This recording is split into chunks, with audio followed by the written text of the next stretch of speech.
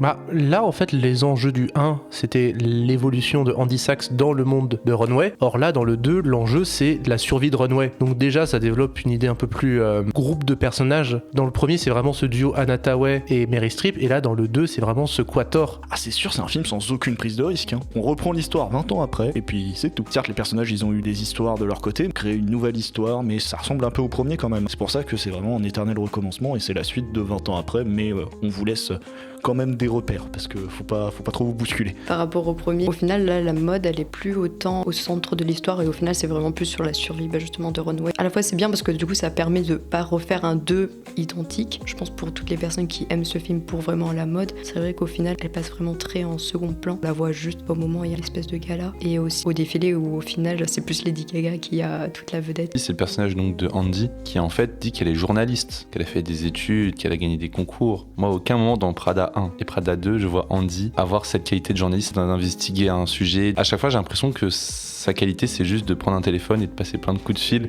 Vous voyez un peu ce côté-là, alors que journaliste, c'est pas ça, tu vois. Et je trouve que le film en parle, mais ne développe pas ce personnage.